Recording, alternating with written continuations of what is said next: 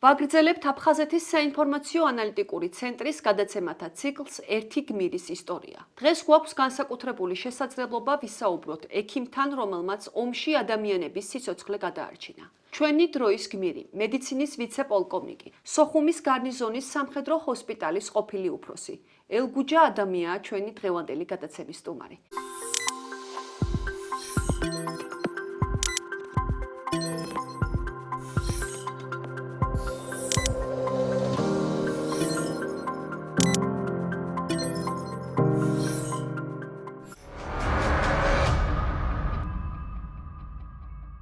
მოგესალმებით ბატონო ელგუჯა, მადლობას გიხდით გადაცემაში მონაწილეობისათვის. მოგესალმებით.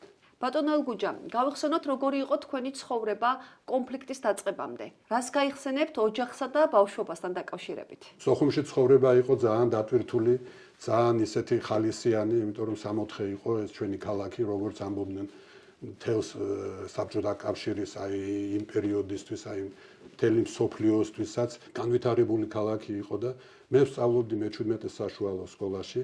სკოლის დამთავრების შემდეგ გავაგრძელე სწავლა სამედიცინო ინსტიტუტში, მაშინ ინსტიტუტი ერქვა უნივერსიტეტებს. დღეები მქონდა უდარდელი და ძალიან დატვირთული იყო მთელი ეს სოხუმის ცხოვრება ისეთი შინაარსობრივად, იმიტომ რომ ყველაფერი მოწინავე, ყველაფერი განვითარებული ეს მოდა იქნებოდა თუ რა იქნებოდა სოხუმში შემოდიოდა ჯერ და მერე შემოდიოდა მთელს ქვეყანაში და ურთიერთობებიც ხო მულტიკულტურული რა თქმა უნდა და სოხუმლები ყოველთვის ჩვენი ადგილმდებარეობის მიხედვით გამოვირჩეობდით ალბათ ამ ტრაბახით რომ ჩვენი სანაპირო ხალხთან ურთიერთობას დღისით რომ მოისტუმრებდი საქმეებს საღამოს გამოხვიდოდი და სულ სხვა ელფერი ეძლეოდა ამას ბრეხალოვკა იყო თუ აფხაზია თუ ეს კაფეები ელბრუსი რაღაც ძალიან ისეთი დატვირთული იყო და ახლა TikTok-ებში რო ახალხი ჩვენ TikTok-ი იყო სანაპირო, იმიტომ რომ ძალიან ჟრიამულიანი ქალაქი. შინაარსობრივადაც დატვირთული იყო საღამოები და დღისით, რა თქმა უნდა, ჩვენ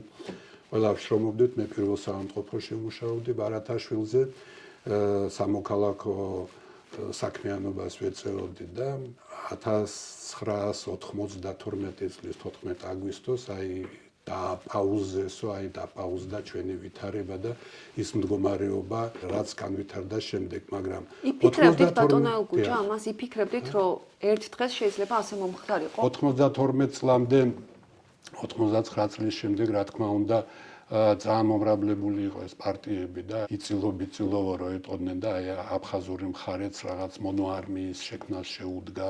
ჩვენ საერთოდაც ვერ ხვდებოდით ამ მომენტს და ეს მომენტი გამოგვიპარაო რო იტყვიან, იმიტომ რომ ისეთი ურთიერთობა იყო, ისეთი მჭიდრო, ნათესაური, ყველანაირი, საერთოდ მოსალოდნელიც არ იყო ასეთი ვითარების განვითარება, მაგრამ დროდადრო ვითარება იძაბებოდა 99-ში ძალიან დაიძაბა, შემდეგ ზაფხულში 99 წლის შემდეგ ეს ვითარება თითქოს აორთქლდა, ისევ საღმა აზრმა გაიმარჯვა და ხალხი შეუდგა ისევ მეგობრულ თანაცხოვრებას და ნათესაურ თანაცხოვრებას.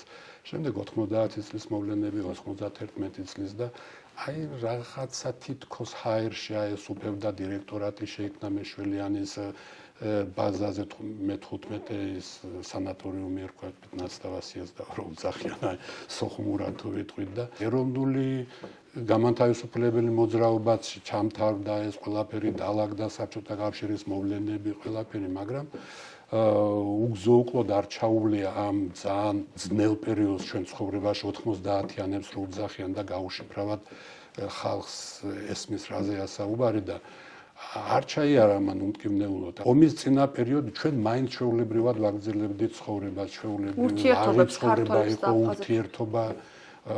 ურთიერთობები ყველაფერი. თვითონ 14 აგვისტო იყო ძალიან მოულოდნელი. ზაფხული იყო, სკოლა არ იყო, მაგრამ ჩემი ბავშვები ორი ტყუპი ბიჭები ინგლისურის მასწავლებელთან იყვნენ, ქალაქში უძახით, მე ჩამბაზე ვცხოვრობდი, კინოთეატრ აფსნის უკან და ქალაქში ფილარმონიასთან იქ ჩემი მეუღლეც იქ მუშაობდა გინეკოლოგიაში.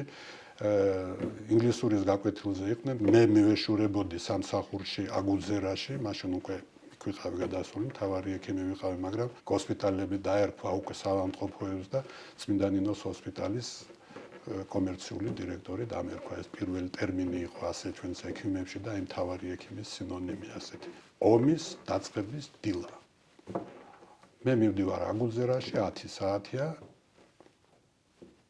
უნდა გადაუხვიო გზატკეცილიდან სოხუმის გზატკეცილი თუ როგორ ერქვა იმას. უკვე გაგრძელებაზე უნდა გადამეხვია აგუძერაში და აი ეკლესიასთან, რომელსაც უნდა დაეცვათ რკინიგზა და აღედგინათ წესრიგი, რომ ტვირთები არ გაჩერებულიყო. აი ეს კოლონა მოდიოდა და უცებ შეჩერდა ეკლესიასთან კოლონა და მეც შევჩერდი, მე და სოსო კვარაცხელია მივდიოდით კარდიოლოგი, ჩემი თანამშრომელი, ჩვენ ერთად მუშაობდით. შევაჩერეთ მანქანა და უცებ ავიხედე და აი საქართველოს ჯარი, რომელიც პირველს იწერდა go go go და ხმაზე ვიცანი სოსო ახალაია. წინა არიერგარდში. და დაიძრა ტანკი და ჩვენს დავტრიალდით და გამოვყევით ამ კოლონას. მაჭარკის საპატრულო პოსტთან პირველი შეტაკება მოხდა და აი მაშინ ვიგზენი თუ რა არის ტყვის სუზუნი. გადმოვედით მანქანიდან, მანქანის ქვეშ კოლონამ გაწმინდა გზა და გავაგრძელეთ გზა. გზა ჩაიჩეხა მეშველიანის სანატორიუმთან. აი ეს უცხოახიან მეშველიანის სანატორიუმი, 15 ყრილობის სანატორიუმი ერქვა ოფიციალურად. გაიჭედა გზა და შემდეგ უკვე ფეხით მოგვიწია აი ამ სანატორიუმში შესვლა და ცხოვრების განგებამ თუ რა ვიცი ესეთი მომენტი, მე შევდივარ ცენტრალურ ქარში და აქედან მოდის მამაჩემი, ჩემი ძმა და სამივე შევედით აი ამ შტაბში, სადაც იყო ქართველების შტაბი, დირექტორატი იყო დაფუძნებული ასეთი და მოვხდით შტაბში და 9 საათში უკვე ავტომატის სამარა ვიყავი ეს ექიმი კაცი. ბატონო ელგუჯა, სანამ აი უშუალოდ კონფლიქტის ამ ვითარებაზე გადავალთ, როგორ გახსოვთ, როგორ გაიხსენებთ მამას, გენო ადამიანს, რომელმაც ალბათ დიდი გავლენა იქონია თქვენს პიროვნებაზე და ცხოვრებისეულ გადაწყვეტილებებზე? მამა ომის დაწყებამდე იყო სამოქალაქო პირი, მუშაობდა ქიმიურ ქარხანაში. ჩვენ მე და ჩემი ძმა, აი რა ვიცი, სპარტანულად ვიზრდებოდით, ძალიან სპორტით იყო ჩემი გადაცებული, ძალიან დიდი მეცენატი იყო სპორტის, მოჭიდავეების უშუალოდ და ყველა უნდოდა რომ ჩვენ ყოფილიყავით მოჭიდავეები, რა თქმა უნდა, ძალიან მოდაში იყო ეს და მე აფხაზეთის ჩემპიონობის მეტი ვერ მოვასწარი და ვერ მოვიპოვე, იმიტომ რომ სასწავლებლად წავედი, ხელის მოვიტეხე მე 10 კლასში სასწავლებლად წავედი და ამით დამთავრდა ჩემმა ძმამ. კარგად იასპარეზა, საბჭოთა კავშირის ჩემპიონი გახდა, მაშინ CS-ი ერქვა შეჯიბრება, ეს უმაღლესების თუ რაღაცა ასეთი იყო, CS-ის ჩემპიონი გახდა, საქართველოს ჩემპიონი, ვიცე-ჩემპიონი, მეორე ადგილოსანი, ძალიან რბილი და ძალიან ისეთი მომთხოვნიო ხო ამბობენ ეს ლეიტმოტივად გაზდევს გენო ადამიანი იყო ძალიან მოთხოვნი, მაგრამ კაცრი მამა არ იყო. კაცრი იყო ცხოვრებისეულად და აი ძალიან ისე რბილად შეეძლო ეს საათობით გადმოეცა და აი შთაეგონა თუ რა იყო, როგორ იყო, რა უნდოდა. კომუნისტების დროს ბავშვებს უფრო ადვილად გაუწყრებოდნენ და აი უფრო ადვილად და რაღაც ახლებურად აი სულ თანამედროვე თო ამას სხვათა შორის ყველა მეომრები აღნიშნავენ, რომ 1 საათი იქნებოდა თუ რამდენი გადმოგცემდა, დაგირეჭავდა ძალიან რბილად და ძალიან ესე. არსებობს რაიმე განსაკუთრებული მოგონება მამასთან დაკავშირებით, რომელიც თქვენს მეხსიერებაშია და აი გახსენდებათ ყოველთვის? ომის პერიოდიდან ძალიან ისეთი მომენტები წამოვიდა, რომ მეხსიერებაში მახსენდება და შეიძლება გავასწრებ მოვლენებს, მაგრამ ბოლო წამში, როდესაც ვეკითხებოდი ჩემ ჰოსპიტალში დავშორდით ერთმანეთს 28 დილით შეხვევა გაუკეთე თათბირის შემდეგ ჩემთან იყო და შეხვევა რო გაუკეთე დაჭრილი იყო შემდეგ შევეხები ამ საკითხებს შენ რა შვები მეთქი მამა მეთქდა შენ ახლა ევაკუაცია ჩაატარეო და ვისაც გული უძგერს სვანეთში შემოგვიერთდებაო და შენ მეთქი ეხ ჩემი საქმე წასულია მე ჩემ ბიჭებთან რჩებიო აი ჩაილაპარაკასავი და ცრემლი რო დაინახა ჩემ სახელზე აი მაშინ დამიტოვა აი ეს ჟესტი შენ უფრო მაგარი მეგონეო და მინდა საქმეს მიხედავ რაღაც აი ასეთი მომენტი იყო და ძალიან დასამახსოვრებელი ის დიალოგი. როგორია იყო გმირის შვილი? პასუხისმგებლობასთან ერთად ძალის მომცემი არის ალბათ.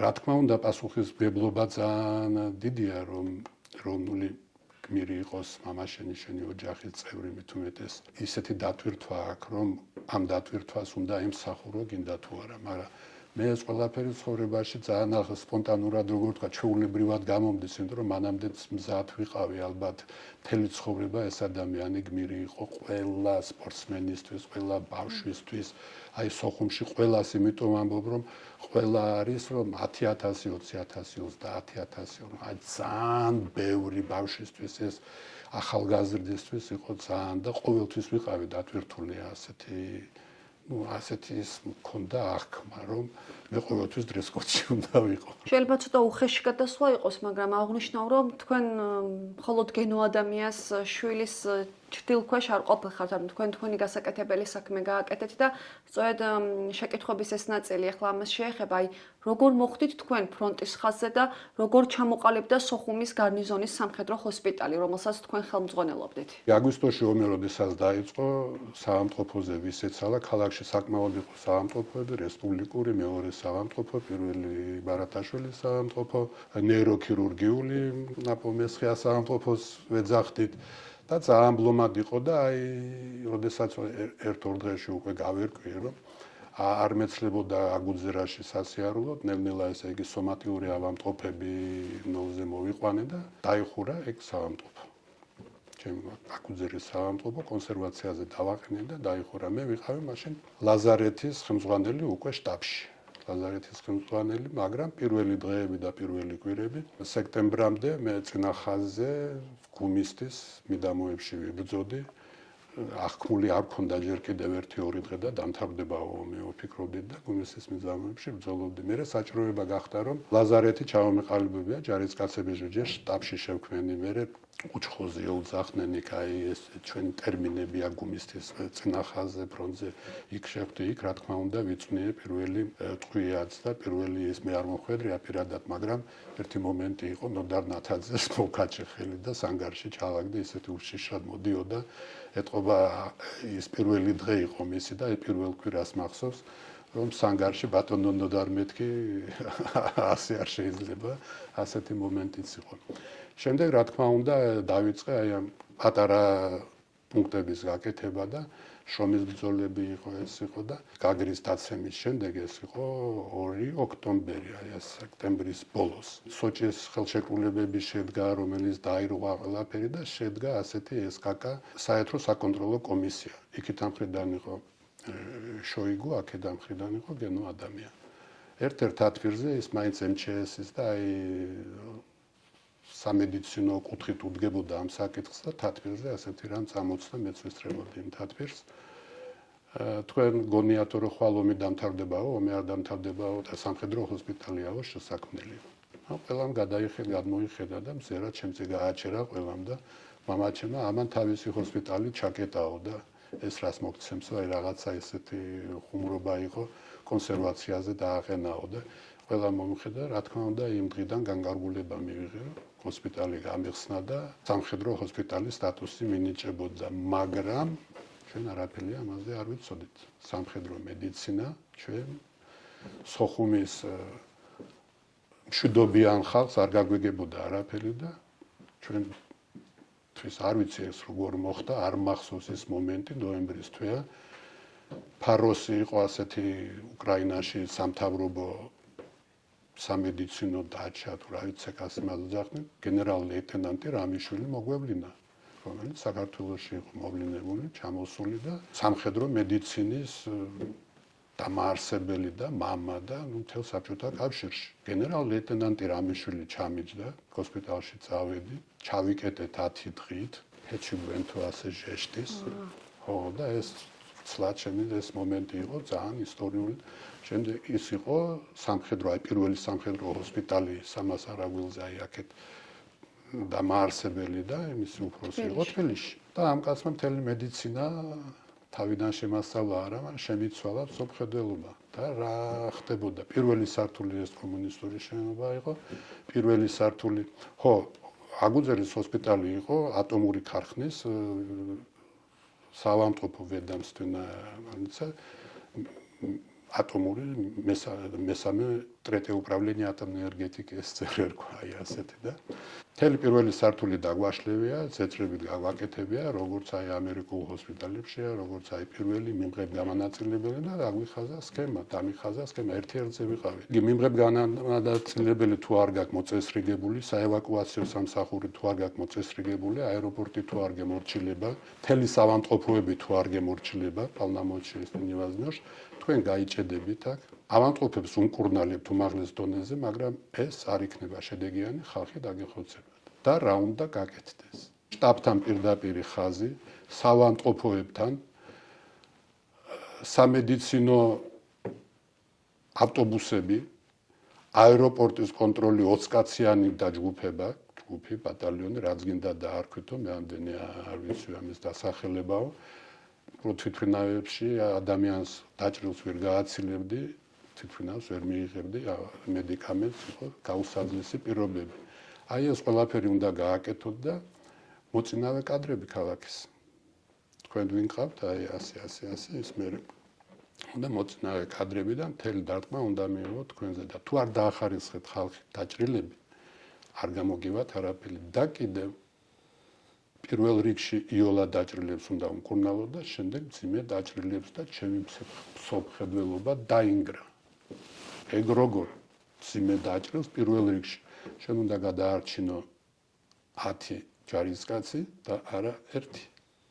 იმიტომ რომ ის ჯარისკაციც ადამიანია, ხელში დაჭრილი და იოლა დაჭრილი ჯარისკაცები დაგეხოცებათ, ვერ მოასწრებთ მათ გადარჩენას. და აი ასეთი კონცეფციებით ადგილზე იმოქმედება, ასე მოქმედებდი და მე უკვე გავერკვიე და ეს უკვე ალღოზე იყო დამოკიდებული, მაგრამ ადამიანმა აი ჯარისკაცივით აი ასე მოჭრა და ვიცოდი რომ ესე იგი აი ასე უნდა ვიმოქმედო, ეს იყო რა ვიცი დედლაინი. დავიწყეთ ამის ყველაფრის მომზადება. 2 კვირაში მომამზადე ყველაფერი. უმაღლესი კადრები რეზო ხარჩელავა, თამაზ ჯანაშია, გია შერვაშიძე, ნეიროქირურგიიდან რა თქმა უნდა ხალხი ვერ წამოვიყვანებ, მაგრამ გია კვარაცხელია და კიდევ ბიჭები გვემსახურებოდნენ პირველ დაძახებაზე, მოდიოდნენ, გვეხმარებოდნენ, უმაღლეს დონეზე აეწყო ჩვენი თანამშრომლობა და გაგრიდან უკვე გაგრი ჩაბარების მერე ჩემი ორი მეგობარი, რომლებიც ჩემთან სწავლობდნენ კრასნოდარში, ქირურგები, გია და სერგო ჭიტანავები და რა თქმა უნდა ჩვენი სტაფიც 1 დეკემბერს გავიხსენით, აეროპორტი დაალაგდა, ღებულობდით წამლებს, მედიკამენტებს და ნეტა იმდენი წამალი მშვიდობიანობის დროს როცა მთელი მსოფლიო გვიგზავნიდა, მსოფლიო ექიმები, წითელი ჯვარი, დავიწყეთ მუშაობა და შრომა. აი ომს ჩვენ ასე ვძახით მეომრები. როგორ გაიხსენებთ პირველ შემთხვევას, როცა საომარი ზონიდან დაჭრილი გამოიყვანეს?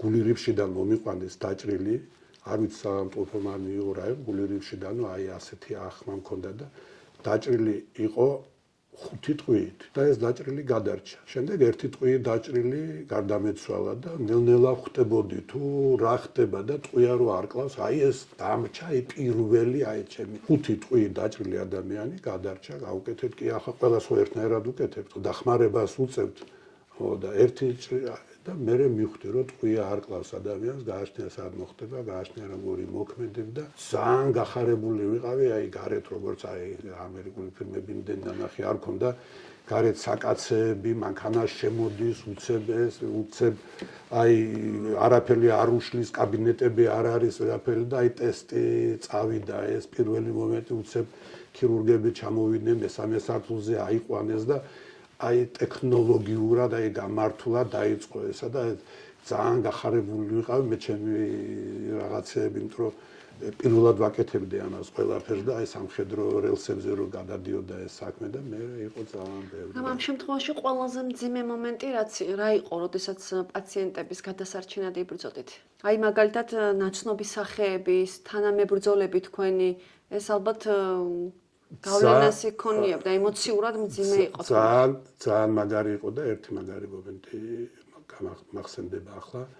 დაიჭრა ტურბაზელი ენგო ძაძამია, ელგუჯას მოსვლამდეო, იმიტომ რომ ნათლია იყო ჩემი სიზის და აი ტურბაზელ საქართველოში ხო იცით ქალაქელები ყველა და დაიჭრა და ელგუჯას მოსვლამდეო ხელი არ მომკიდოთო, აი ელგუჯა არის ღმერთი და დაჭრილისთვის და იცნობს და როგორი ამბავია, თავარი ექიმი რაღაც. გამორჩდი და უკვე საკაცეზეა აი პრედოპერაციონიო და გუჯა მოხვედიო და ხელი დაუჭირე მოხვედიო კი აგერ ვარ მოგეშინია მეთქი სექტემბრის თვეა და მოგეშინია აგერ ვარ მეთქი და აბა შემიყვანეთ ერთი ოპერაცია გავუკეთეთ მეორე ოპერაცია გავუკეთეთ ყელში იყო დაჭრილი კადრებიც არის ფულმისტაზე ხიდთან ყელყური სპეციალისტი ვარ და მე ჩემამდე რომ მივიდა საქმე ქირურგებმა დამიზახეს და ბატონო გუჯაო და დავიწყე რამოდენიმე ოპერაცია გავუკეთეთ სივრცეები ავარა შემდეგ ტუბერკულოზის ის იყო რა ქვია ქვევით ჩავედით მივდივარ და მივყვები თურმე რა ხდება აკემი რო ყოფილიყო გავიდო და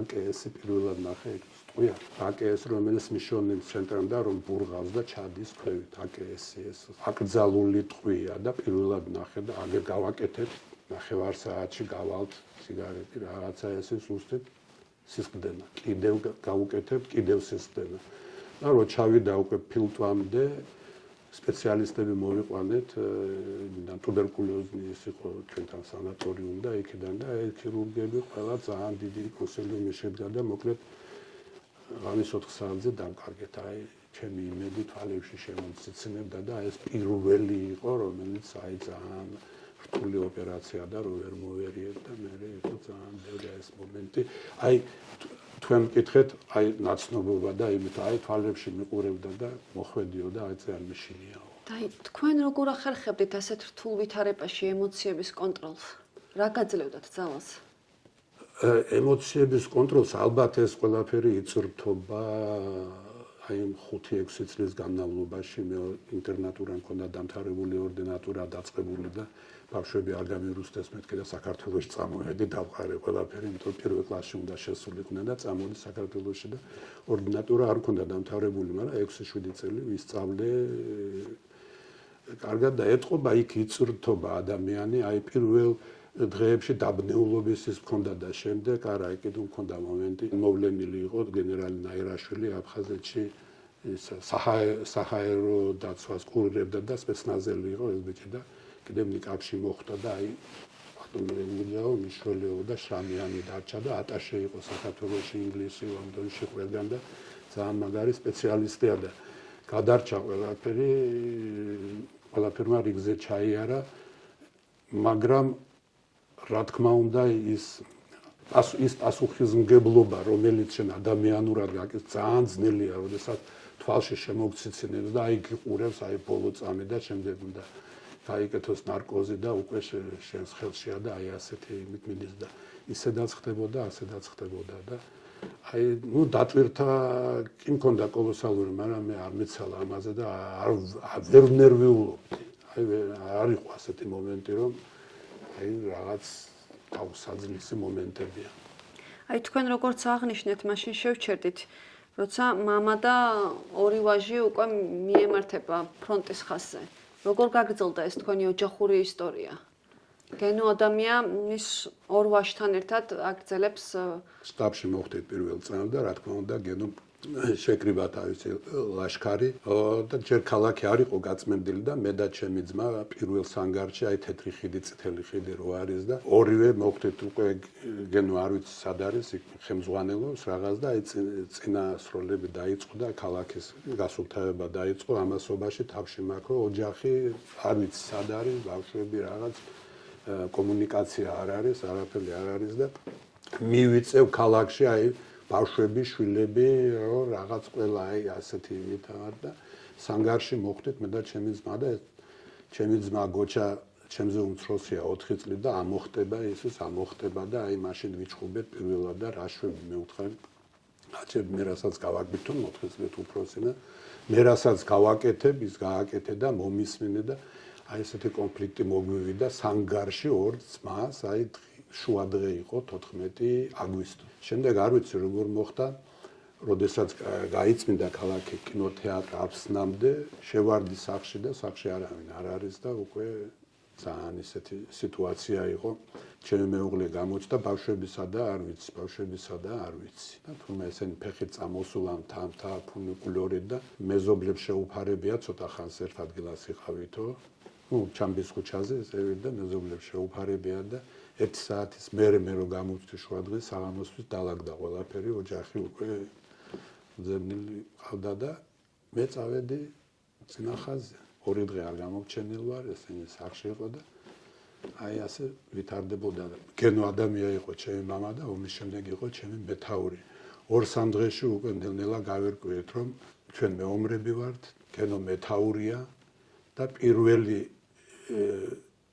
2 დღის ბრძოლის შემდეგ პირველად გენო ნახე მე და ბატონი დათოგულუა, გენერალი დათოგულუა ვიყავით დაზვერვაზე, ჩვენი ბატალიონები ძალიან არეული სიტუაცია იყო და ყველა აი რაღაცას ვაკეთებდით, აი პირველი დღეები და ქალაქი როდესაც განთავისუფლდა და აფხაზებმა დაიხიეს გუდაუთისკენ, გუმისტის მიდამოებით დასაზვერად ვინ გვიბძანა, როგორ იყო, არ ვიცი, მაგრამ კიდევ იყო რამოდენიმე კაცი და მე და დათო გულუა, ესე იგი, ბატონი დათო, მაშინ მევედეს მინისტრი არ იყო და უბრალოდ იყო აი დირექტორატის წევრი და გენო ადამიანს აი ჯერ არ იყო ჩამოყალიბებული მრჩეველი და აი ასეთ იურიდიულ საკითხებში და კომუნიკაცია ჰქონდათ ასეთი. და ჩვენ გავედით წინა ხაზზე, დავზვერეთ, უკან ბრუნდებით და უცებ აფეთქდა სახლი გვეგონა, მაგრამ თურმე ცეცხლი მოკიდებული მანამდე ესრულეს და იმიტომ წავედი დასაზვერად და რო გამოვდივართ, პაროლიო და პაროლი და შემოგვეფეთა გენო ადამია თავისი დაცვით. გამარჯობათ, გენერალ, გამარჯობათ. ბოლომდე დაზვერეთო? უცებ ახლა არ ვიცი ელო და არ ელო და დათოს ეუბნება და მე ბოლომდე გახვედითო?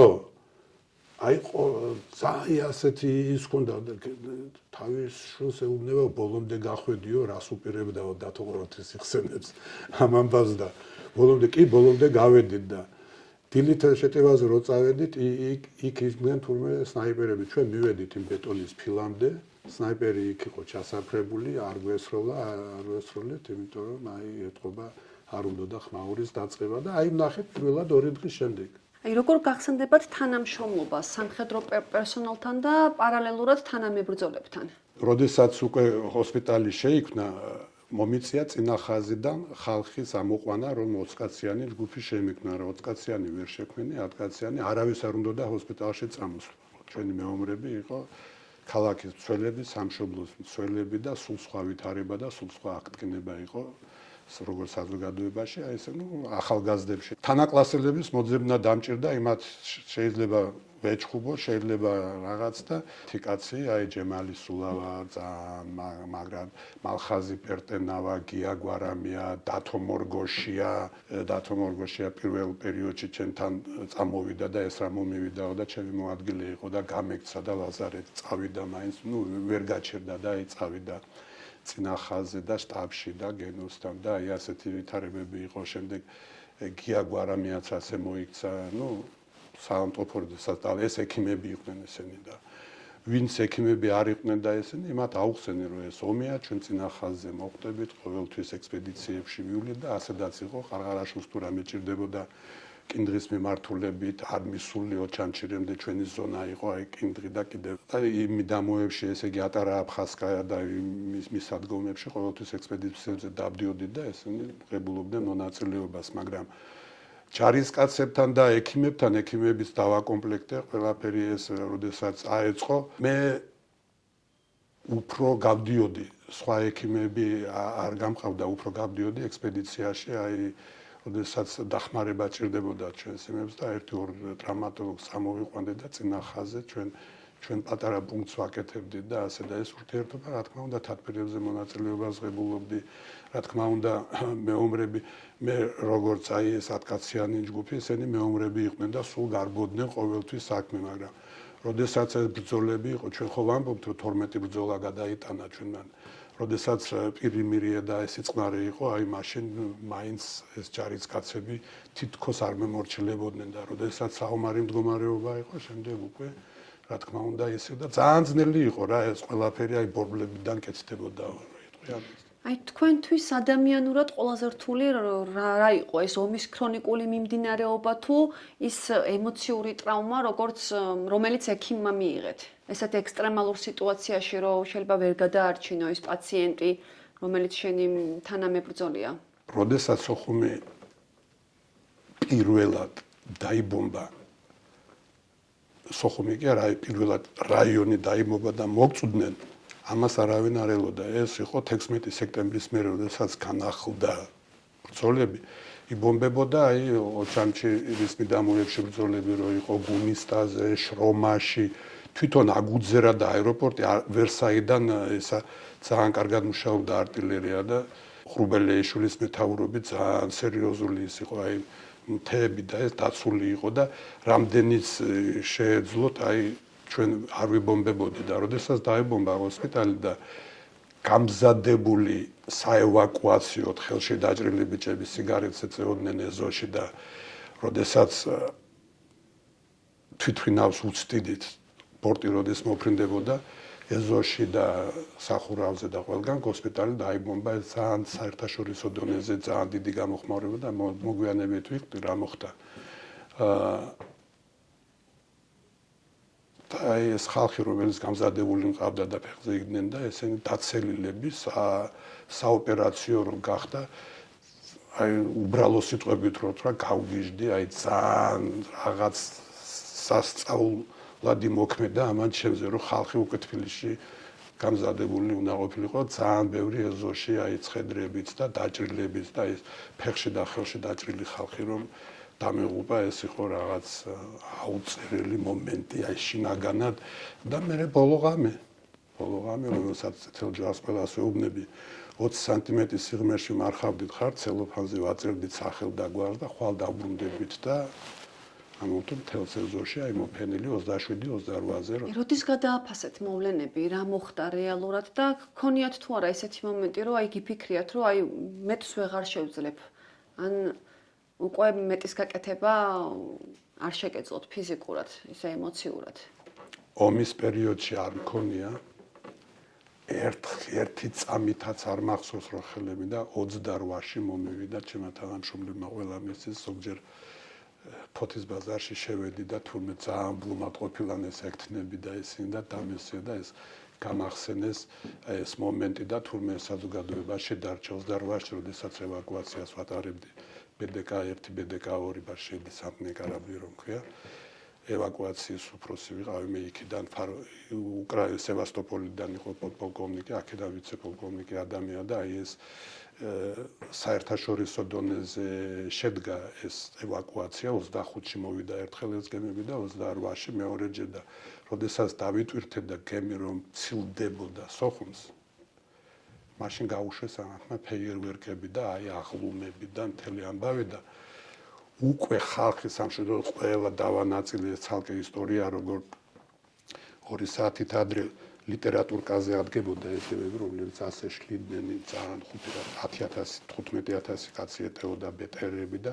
მთელი სოფლებიდან რას მოსახლეობა იყო იმის ევაკუაცია მიდიოდა და ლიტერატურკაზე დაგბომბეს ევაკუაცია მიდიოდა ისე და მოგვიწია აგემი ლიტერატურკაზე ახლოს ვერ მოდიოდა და მოგვიწია ნავებით ხალხის მიყვანა გემამდე, იმიტომ რომ მაწლოვანი არ იყო ეტყობა და მაჭარკაზე პირდაპირ ადგებოდა. 2 ადგილას მქონდა ევაკუაციის საშუალება და როდესაც დავიბომბე წამოვედით აქეთ.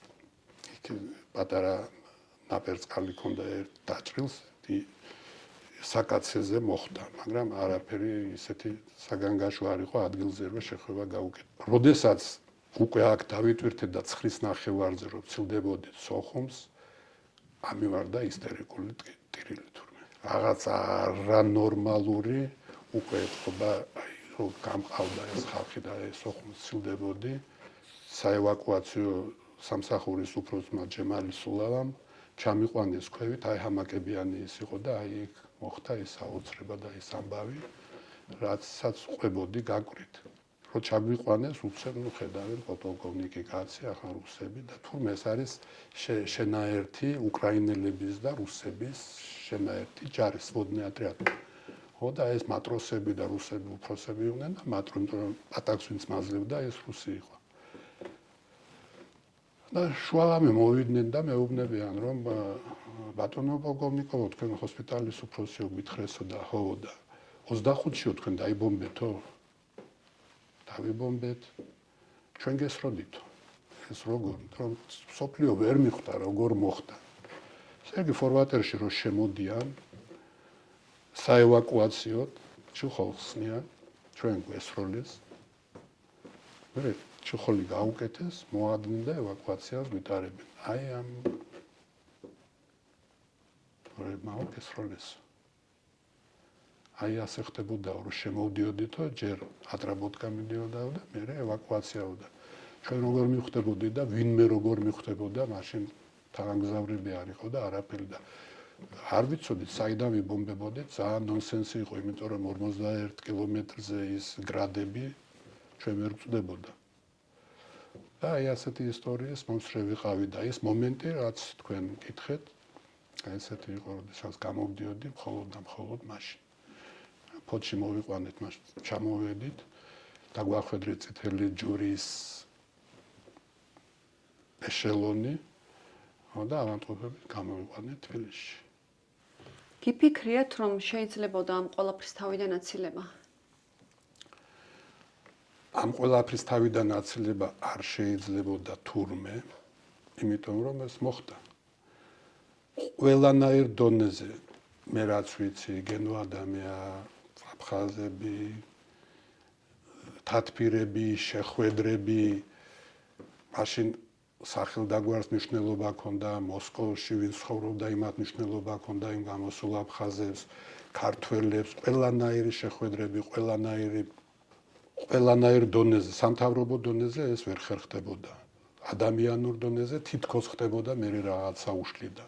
კიდევ რაღაც გადაწყდებოდა, კიდევ რაღაცა შეუცვლიდა და მაშინ იმდენად ახალგაზრდა კაცი ვიყავი და არ ვიყავი ჩართული, რომ ანალიტიკა გამეკეთებია და რომ მივხვდარიყავი თუ რა ხდებოდა და მამაჩიმთან ამის დრო არ მომეცა მიმდინარეობდა და უკვე როდესაც დავინტერესდი თუ რა ხდებოდა, რატო ჩაიშალა ერთხელ მოლაპარაკება ადამიანურ დონეზე მეორეჯერ, აი მე ამის პასუხი არ მაქვს, მაგრამ მოხდა ეს. როგორ გაგრძელდა თქვენი ცხოვრება დევნილობაში? ჩემი ცხოვრება დევნილობაში დაიწყო ძალიან გაუსაძლისად. გენოადამია დაიკარგა 29-30 სექტემბერია მე თბილისში ვარ. ავადმყოფები ყველა თავით ჩვენ გვემსახურებოდა არამიანცის ავადმყოფო. ყველა დავაბინავეთ, ყველას უვლიდით, მთელი კვირა ამას ვაკვირდებოდი ამ პროცესებს, მაგრამ დაიწყე გენოადამიას ძებნა. თორემ კაცი გაუჩინარდა, ძალიან ბევრი რამ გადამხდა. ნახევარი წლის მერე დასაფლავე და მიწას მივაბარე ჩვენ გენერალი. შავარნაძესთან ვიყავი რამოდენიმეჯერ, ვერაფერი რო ვერ გავიგე, შემდეგ ასლანაბაშიძესთან წავედი. თქვენ გაკავშირები გუდაუთასთან და რაიმფრად დამეხმარე თქვენი მეგობარი იყო, თქვენი ის იყო მეთქი და იმათმაც ეძებეს, მაგრამ ყვალი გაქრა. მაგრამ ისევ და ისევ აფხაზი სპორტსმენები დეკემბრის თვეში ჩემ ძმაზე გავიდნენ. გენოვიძია ამ და ამ ადგილას არისო. ჩვენ არაფერი არ გვინდაო. ძალიან ახლობელი იყო გენოს ხელში გამოსდილი სპორტსმენი გაბედა ეს და იანვრის ბოლოს თებერვლის დასაწყისში მოხდა ეგ ამბავი და ეს ცალკე ისტორია. ну აი როგორ აღნიშნეთ, რომ ის ურთიერთობები მაინც ძვირფასი დარჩა. რა თქმა უნდა, ეს ურთიერთობები, აი ეს ადამიანი ისე განიცდი და ყველაფერი ისე ლამაზად და ისე კარგად გააკეთა. აი ადამიანურმა იმან იმოქმედა, რა თქმა უნდა, იმუშავა. და დღეს ჩვენი გენერალი აი მივაბარეთ ჩვენს ქალაქში ჯერჯერობით. ბატონო ელგუჯა, რას ეტყვით ახალ თაობას? არის რაიმე განსაკუთრებული, აი რაც გსურთ, რომ ხალხმა იცოდეს და აი მამა თქვენზე, ომზე, ამ კონფლიქტზე და ამ მიმართულებით ფიქრობდნენ. რომ დღესდღეობით ახალგაზრდებს საკმაოდ მწირი ინფორმაცია აქვთ სამწუხაროდ ამის შესახებ. ყოველთვის მიფიქრია, რომ აი კატასტროფის მედიცინა და აი ეს მთელი ამბავი ეს დამუშავებული არ არის, იმიტომ რომ ერთი წლის განმავლობაში საქართველოს ომი არ უწყარმოებია არასდროს.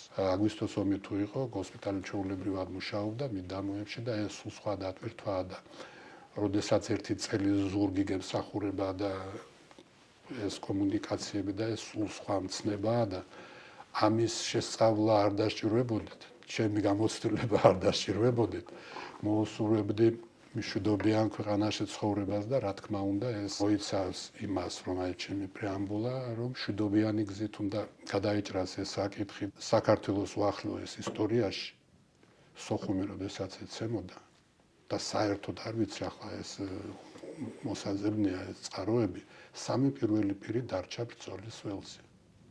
მინის სასარჩოს თავმჯდომარე ჟიული შარტავა, ქალაქის მერი გურამ გაბისკირია, სოხუმის გარნიზონის უფროსი გენერალი ადამია. სამი პირველი პირი ბრძოლის ველზე დარჩა და აბრევიატურა არის და ყველაფერი აი მე ჩემი სოხუმიდან ცოცხალი არ გავა. და მისი სიტყვისთვის არ უღალატია. თქვენ რო გქონდეთ დღეს საშუალება, ალბათ არც გადააფიქრებინებდით, ხო, რას ეტყოდით, რას ურჩევდით. როგორც იმ დღეს მოვიქეცი იმ დილით, რამოდენიმე საათით ადრე ისევე მოვიქცეოდი დღესაც. გენო ადამია იქიდან არ გამოვიდოდა. და ეს უკვე მე იმ პერიოდშიც ასე მესახებოდა. შტაბში სურათები, სანთლები, მეომრები, ყველა ერთ-ერთი ინტერვიუ არის, პატარა ინტერვიუ არის, პატარა. თუ მანამდე დარბაზში წასავანად ახალაიაზე ამბობს. თუ მანამდე დარბაზში წამოდიო ზაზა. დღეს კი სამძიმრის სათქმელად მოვედიო თქვენს ოჯახში. აჩადარელი ბიჭა, ზაზა ახალაია, ზაზა ახალაია. ხო, თუ მანამდე ვეუბნებოდი ზაზა წამოდი დარბაზში სავარჯიშოდ, დღეს სამძიმრის სათქმელად მოვედიო. ბეთონა ახალგაზრდა რაღაც შვილი ვეცრდილი, სადაც წევიდოდა შეჯიბრებაში, ყველგან დავყვებოდა. რაღაც უცნაურად მიყვარდა. ამიტომ არ ვცილდებოდა. რომ ზედმეტად ჩემდამი მაგისი სიყვარული არა, ვინიც ის. დღეს შეიძლება ცოცხალიც ყოფილიყო. ჩემზე სიყვარულმა, სამშობლოზე სიყვარულმა და უზომოდ პატრიოტმა ბიჭმა. თავის სამშობლოს ერთიანობისათვის ჩემთან გვერდით ყოფნის დროს პატარა ახალსკაიაში დაიღუპა. და დღეს თუ ადრე ვაკითხავდი იმისათვის, რომ წამოზაზა, შეჯიბრია მშობლოს თუ ვთხოვდი, რომ მომეცით უნდა წავიღო. მიუხედავად იმისა, მე არც მწვრთნელი ვიყავი არავე. დღეს კი მოსაკითხი მაქვს იმისათვის, რომ ნუგეში უთხრა ოჯახს. და აი, დღესაც იმ დომოვედი ჩემო საყვარელი. ის როდესაც ამბობს და ის ბევრჯერ საზღვარგარეთიდან ისრაელში ხო იყო ბევრი ქართველები და ის ჯო ბავშვი დამეღუპაო და რამდენჯერო ისავა აი იმ ბავშვებზე ხო შვილები იყავდა შეპტოქტებითო და ეს კაცო სულ იხსენებენ აი საზღვარგარეთში ვინც ხო ურეკავდნენ ხო რაღაცა და გენო ისა და აუ ბავშვი დამეღუპა ეს და ისეთი იმიტყვებოდაო აი თითქოს ეს მისი შვილები იყო ეს ასე იყო ეს მაშინ კი ყველა ჯარისკაც და ეს რუსის გენერალი ხო არა საქართველოს ყველა გენერალს და ყველა მეთაურს ქართველი როგორც ისრაელშია ისე უმაღლეს დონეზე ყველა განიცდის მაგრამ ისე მოხდა რომ ეს გენოს გამოცდილი ბიჭები იყვნენ ეს მთელი ეს რამოდენიმე 1000 კაციანი ჯარი რომ შეიქმნა ხო ეს ყველაფერი იყო აი თითო ჯარისკაცი ყველა მის ხელში გამოსული და აი ამიტომ მქონდა ამასაც დატვირთვა და რა თქმა უნდა დღევანდელი გადმოსახედიდან მე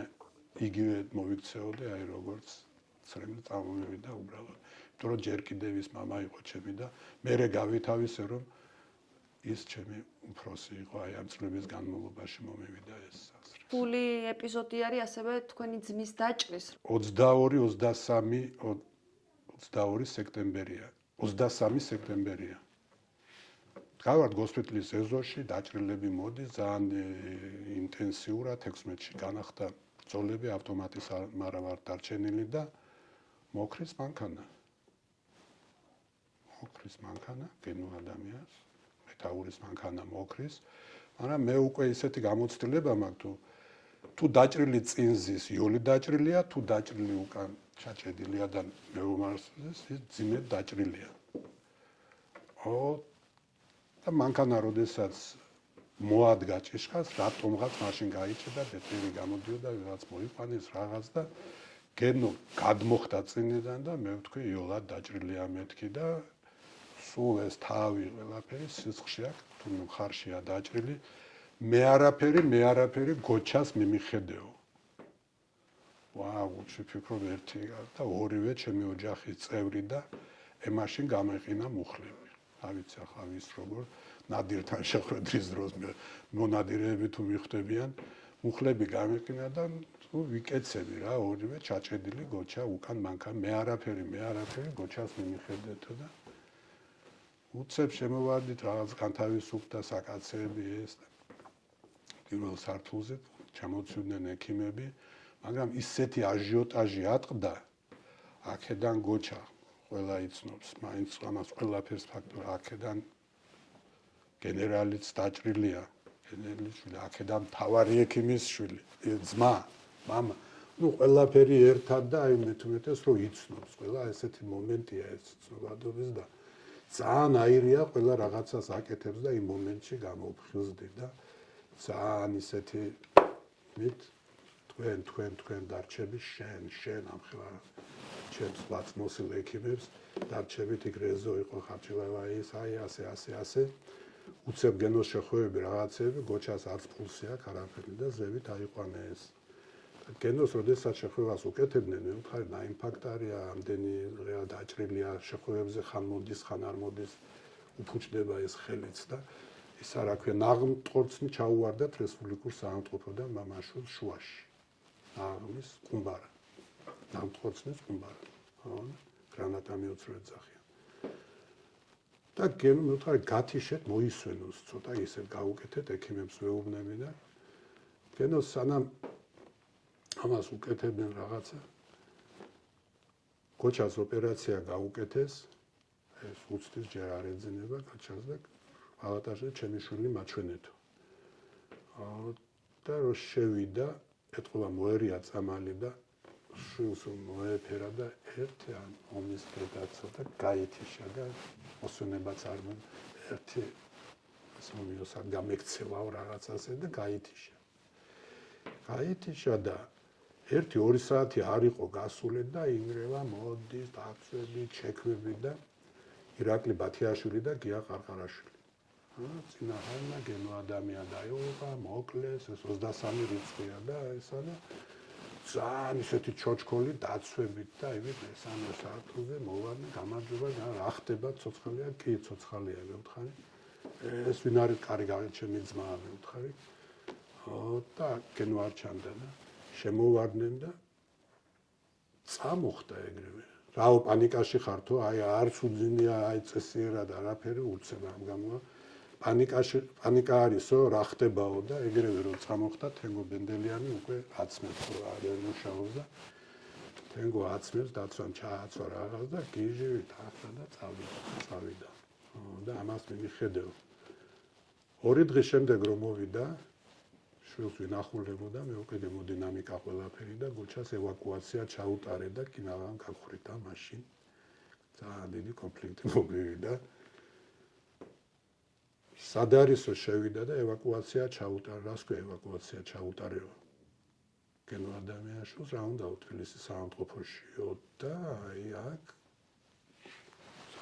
ყველა აი მეომრები დაცვა ყველა და ისეთი იმით მიტევს რა გინდა თანამშრომლები რაღაცა იმდენად ის არ იყო და ეგრევე რუსულად ვიცოდი ისა როდესაც ძალიან გამიჭირდებოდა რუსებს ატაკონი და რაღაცა როსოხუმელი ვარ ისა და здесь я начальник и я распоряжаюсь кого куда эвакуировать метки და რომ მივაღრიალე დაცვის ბიჭებმა უქმიდა შვები რა საკე სურიჩიკოვანი იყო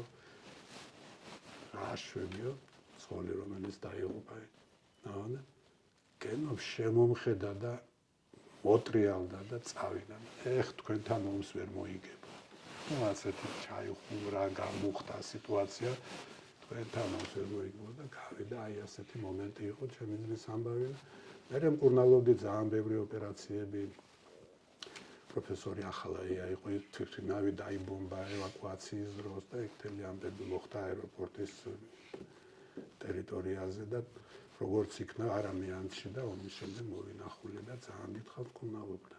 აი ესეთი მომენტი ყოფილა რომ არ უთქვამს, მაგრამ გიგრძნიათ რომ ამაყობდა თქვენით. ან ამ პერიოდში უცებ მომივიდა ერთ ინტერვიუში აქ ნათქვამი რომ თქვენი ორი შვილი ომობსო მარკ რიბკინი ეკითხება და კი ორივე ომობენო, მაგრამ ერთი წინა ხაზიაო და მეორე ექიმიაო, ჰიპოკრატეს ის აქვს მიცემულიო და ინტერვიუს მერე უთქვია ჰიპოკრატეს იმას კარგად ასრულებს, მაგრამ სამშობლოც არ დავიწყებიაო და შრომაში ვნახა პირველად ძალიან გაუსაძლეს იმაში და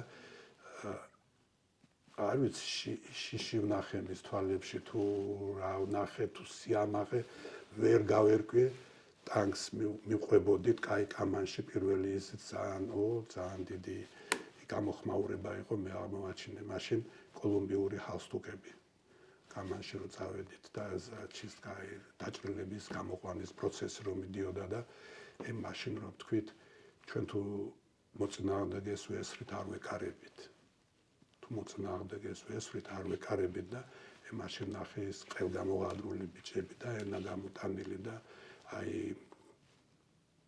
რა ქვია იმ ქვეყნებს აბარდოლები და იქით აი იმი დამოევიდან იმათ ქონიათ ასეთი წესი და დასახიჩრებული ჯარისკაცები რომ აღმოვაჩინე და მთელი მსოფლიო ამაზე წერდა. აი იმ ბრძოლაში, შრომის ბრძოლაში, როდესაც მან თავისუფლებდით, აქედან სულ მიდიოდა აი ტანკს რომ მიუყვებოდით, აი ნამდვილი შტურმის ის იყო და ბრძოლა აი მაშინ შემხვდა ბრძოლის ველზე, აი ნამდვილად კი კუმისტაში რაღაც და მერე უთქვია ბიჭებზე რომ აი ხედავ ექიმიაო, მაგრამ უნდა აი ყველა მოდააკვირდი თავისი შვილი მაგალითად მოიყვანა, მაგრამ მე არ მეუბნებოდა ამას რომ აი ხო ხედავთ ბრძოლის ველზე როგორ ომებსო და აი საქართველოს ამაშინ გადარჩებაო თუ ასეთი ხალხი იქნება ამ ხელა რაღაცა უთქვია ჩემზე აი ეს საინტერესოა რატომ დაგვიანდა ის აღიარების პროცესი რატომ მიენიჭა გვიან ეროვნული გმირის წოდება ბატონ გენო ადამიანს და საკმაოდ შეიძლება ცუდი მოსასმენი იყოს მაგრამ რეალობა ის არის რომ ბევრმა არ იცოდა მის შესახებ მხოლოდ ბოლო პერიოდში გახდა აქტუალური გენო ადამიანის სახელი აი რას უკავშირებთ ამას ქრონოლოგიას თუ გავყვებით და მე მემატიანე ვარ გენო ადამიანის სახელს არ დაკლებია არაფერი სახელმწიფო არ იყო იმ დონეზე რომ ასეთი რაღაცები თავისებია და როგორ მაგრამ ერთი რაღაც აი სახელმწიფო მეთაურის შემდეგ როდესაც შევარდნაძე მოყვა აფეთქებაში არსად არ გამოდიოდა იყო პერიოდი აკრძალული ქონდა გამოსვლა რაღაც და როდესაც 28 სექტემბერი დადგა აი ერთ წელი არ გამოდიოდა თუ ნახევარი წელი რამდენი იყო მაშინ ამოვიდა და ყველას გაუკვირდა და ასეთი მომენტები იყო სახელმწიფოსგან აი ამოვიდა მთელი დაცვები მთელი მთა მთელი ის რომ ხელ ამბავი მოხთან ამტყოსნები ესროლეს რაღაცა და გამოდიოდა ესე იგი რა მინდა მითქვა საადმე რამე ღონისძიება იყო აი გადმოსაფლავება კადრები არის და მაქვს ქრონოლოგიურად დახვედრა აი საადო მეუთხარი აი მე დღეს მეუთხარი ბედნიერი კაცი ვარ აი თქვენი გენერალი აი თქვენ სახლი არა აქვს თბილისში არა აქვს მეუთხარ აბა საადო და აეროპორტში და თქვენი გენერალი მე დღესაც მაქვს ჩემი მამა მოძებნე სამშობლოს დაუბრუნე და აცი თქვენიცით მეთქი და ოფიცერთა სახლიდან დაწყებული დასაფლავება, კადრები, ინტერვიუები, ყველაფერი, თანხის გამოყოფა, გაიძე იყო მაშინ. ყოველ წელიწადს ყურადღება ეს ამ დონეზე იყო, მაგრამ იმდანად პრიმიტიულად აქედან მხედრიონი ბოგინობდა, აქედან ის ბოგინობდა, სანამ ეს დაალაგდა სახელმწიფო ათვიცნობიერებს და უკვე ხედავს, რომ ამ გმირების გარეშე არა სულფასოვანი და ხო ამბობენ ხო რაც უფრო დაგვიანებ, მე მაინც იხსენებსო და ის არ დაიკარგა ერთი მთავრობა მეორე მესამე არც ერთ მთავრობას არ დაუკლია არაფერი. საზოგადოებამ რო გაიგოს ამას უნდა კომპლექსური მუშაობა და ახალგაზრდებში მუშაობა. ახლა ჩვენი ჯარისკაცები და მეურები ბოლომდე კმაყოფილები არასდროს არ ვიქნებით, რომ ვიკრიბებით ხო მეომართა კავშირში. იმდენი ყურადღება არ არის, იმდენი წიგნები არ არის, იმდენი ეს მოთხოვნილება ყოველთვის იქნება და ყოველთვის არის. აი ასე შევაფასებდი. გადაცემის ბოლოს ესეთი შეკითხვა გვაქვს, რას ეტყვით იმ ადამიანს, რომელიც ახლა ენგურს იქით და ენგურს აქეთ საქართველოში გიყურებენ და გისმენენ, მაგრამ განსაკუთრებით მნიშვნელოვანი იქნება ეროვნული გმირის შვილის, თავადაც მებრძოლის სიტყვა. რას ეტყვით ადამიანებს, რომელიც დიახ საზოგადოებას ვეტყვი, რომ საქართველოს კურსი არის კურსი ხალხის განვითარებისთვის, ახალგაზრდების განვითარებისთვის, კარგი ცხოვრებისთვის, იმიტომ რომ ჩვენ პოსტსაბჭოთა კავშირის ქვეყნები ძალიან დახშული ვიყავით თანამედროვე განვითარებული ქვეყნების ფერხულში ჩადმისგან. ისინი ახლა ისევ და ისევ განიცდიან აი ამის უკმარისობას, ცივილიზაციის უკმარისობას და მათი მომავალი თაობისთვის, რა თქმა უნდა, ჩვენ წიაღში იყონ და რა პრივილეგიებიც და რა სიტუაციაც უფებდა ომამდე, იგივე მალე დაერწიოთ თავი აი ბნელი სიტუაციისგან და ჩამოვლინდნენ ცხოვრების ფერხულში. როგორც ასეთი თქვენ მზად ხართ, ხო? ჩვენთან ერთად, რა თქმა უნდა, ქართველი ხალხი ყოველთვის მზად არის, რომ თავისი ქვეყნის მოქალაქესთან იცხოვროს, როგორც ადამიანს შეეფერება ისე. ყოველწლიურად ვხედავთ პატარა გენო ადამიანს მემორიალთან, როგორც სიამაყითა იზრდება და ეს მაგალითია სხვა რა თქმა ახალგაზრდებისთვის. უნდა, თავისი ქვეყნის ისტორია, რა თქმა უნდა, საქართველოს რა გამოიარა, რა ქარცეცხლი სოხუმი რომ მშობლიური ადგილია, მშობლიური ქალაქია, ამის შეგრძნება უნდა დაეუფლოს და კიდევაც ეუფლება, რა თქმა უნდა და მით უმეტეს ნიშანდობლივია, რომ მისი დიდი ბაბუა გენო ადამია და მე ჯუნიორი გენო ადამია ვარო, ფეხბურთშიც ასე აწერია გენო ჯუნიორი, მე პატარა გენო ადამია ვარო ჯერო და უკვე 8 წლისაა და რა თქმა უნდა ესმის თუ რა ხდებოდა, როგორ ხდებოდა, რამდენადაც შესაძლებელია და ეს სულისკვეთება ყველა პატარა ახალგაზრდას, რა თქმა უნდა, საქართველოს მიმართ სიყვარული აღიბეჭდება. ამ სულისკვეთებით უნდა იზრდებოდნენ თაობები სწორედ. დიდი მადლობა ბატონო ელგუჯა გადაცემაში მონაწილეობისათვის. ძალიან საინტერესო და მნიშვნელოვანი იყო თქვენი სტუმრობა. მაყურებელს გადაცემის შემდეგ ეპიზოდამდე ვემშვიდობებით.